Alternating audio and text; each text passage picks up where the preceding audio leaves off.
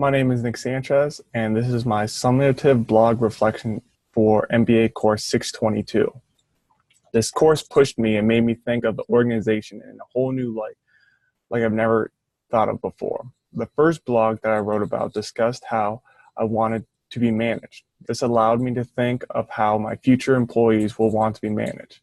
No one wants or likes to be micromanaged. The thought of someone constantly checking in on you for updates is annoying and unneeded in a professional organization.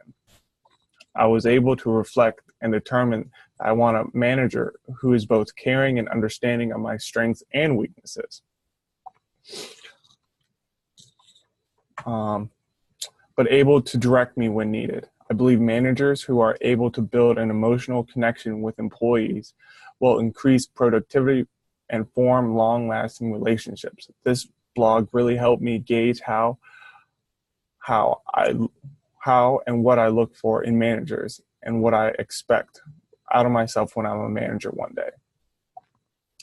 During my second blog post, I was able to discuss my big 5 personality traits.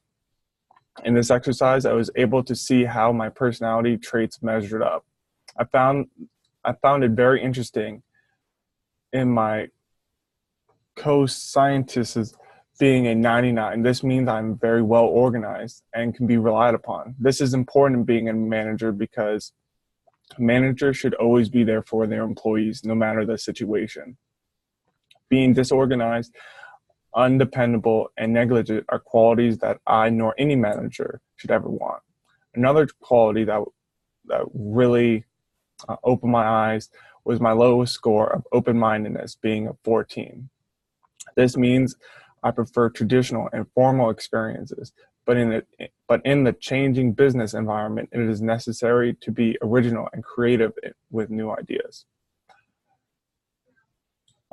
This is definitely an area I need to improve upon moving forward, especially with the new changes in the modern workplace through technology and other information systems. This blog really opened my eyes with my potential strengths and weaknesses as a manager.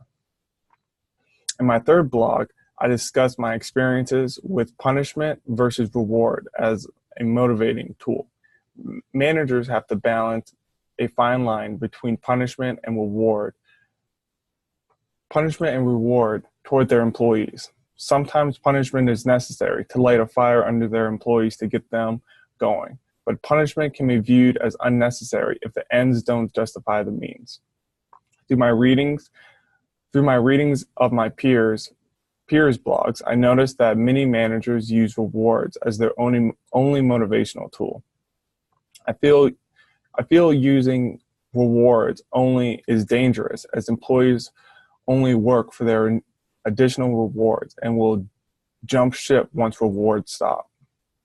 I'm going to use what I've learned about punishment and rewards to better incentivize my employees when I'm a manager one day. Another blog I thought was important was blog 6, which talked about my experiences working within a group. I believe the most important aspect of groups is how well communication is between teammates. As a manager, communication is needed between all employees to increase productivity and reduce organizational blindness from occurring.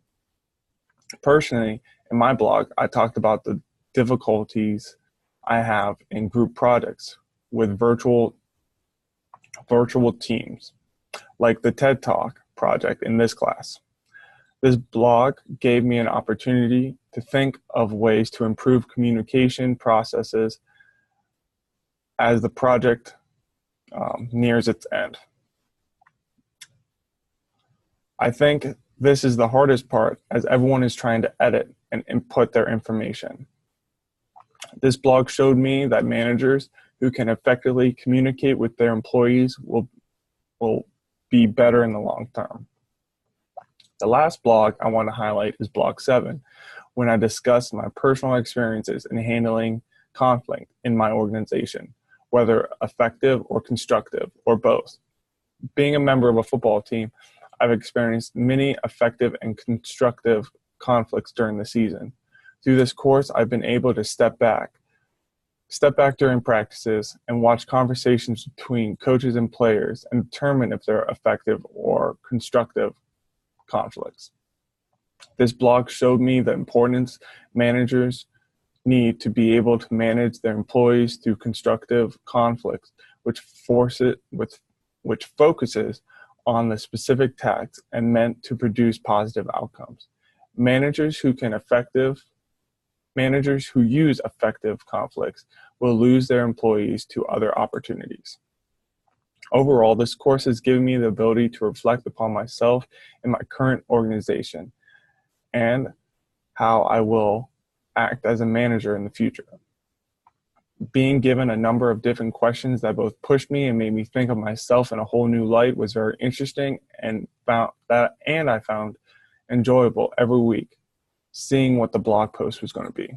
In conclusion, the biggest takeaway from this course is how effective communication can help organizations. From personal relationships like marriages, friends, and coworkers to organizational teams, communication is needed in all aspects of life.